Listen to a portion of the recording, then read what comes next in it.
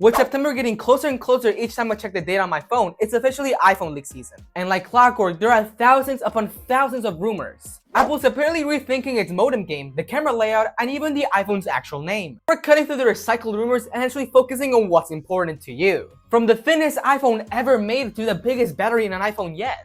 I'm Samuel from Sam Nova, and let's get into it.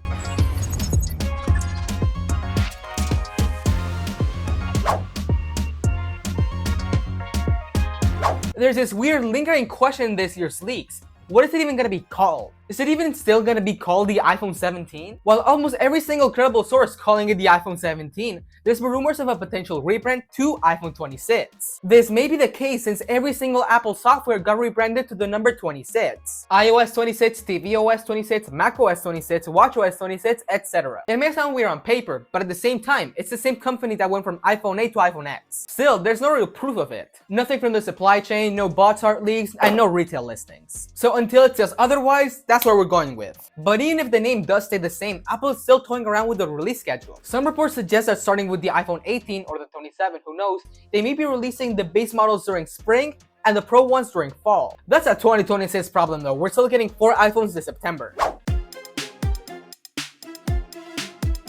This year isn't just spec bumps and camera tricks. Apple's trying to redefine who the iPhones are actually for. And this time, the difference between models go beyond screen sizes. Starting with the base iPhone 17, which may get a 6.3-inch LTPO OLED display with 120Hz ProMotion.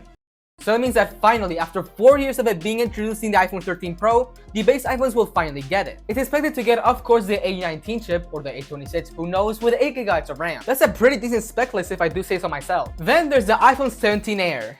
Oh boy. It's expected to be 5.5 or 6mm thin, making it the thinnest iPhone ever made. I don't know if you have this laying around, but in comparison, the app shit.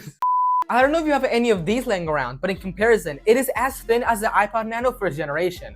I don't get a close up. Yeah, just imagine this but like 4 times bigger. It's gonna.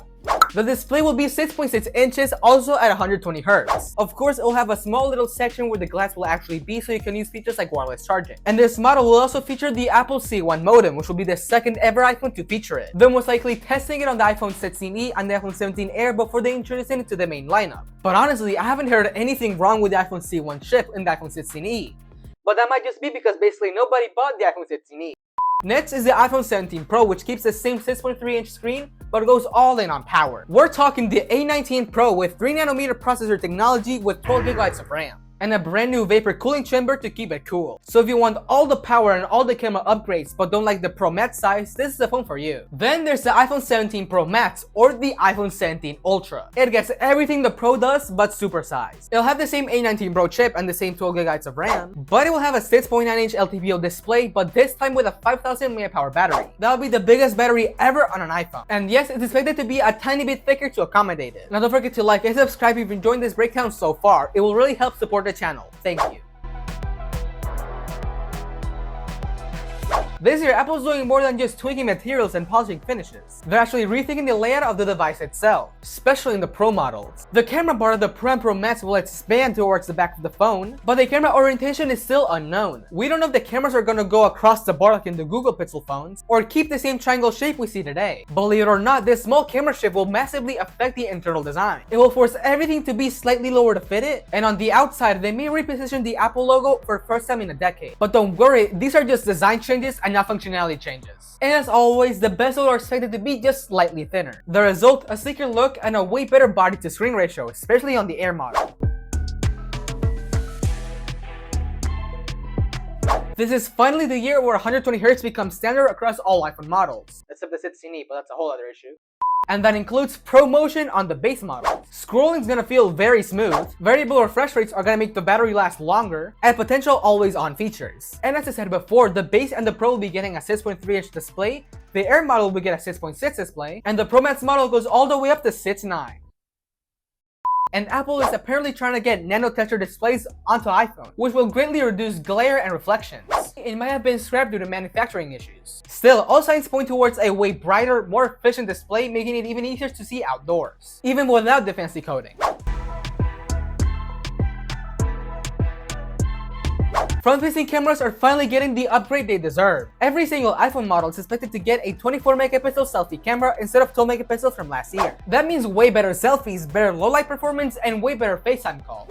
Now on the back, the base iPhone 17 is expected to be pretty much the same. The Air is supposed to get a single 48-megapixel camera. That means no ultra-wide and no telephoto, just a single pretty decent camera. The Pros, however, are getting a 48-megapixel triple camera system. That means that the main, the ultra-wide, and the telephoto are getting way higher quality photos. This also means way better low-light performance, better autofocusing, and way more accurate skin tones. Because I promise you, I'm not this white in real life. And for content creators, Apple is finally adding 8K recording, at least to the Pro models, which is to be expected. And also a new ability that lets you record front-facing and back-facing video at the same time, which I think you could already do with an app, but that's sick, I guess.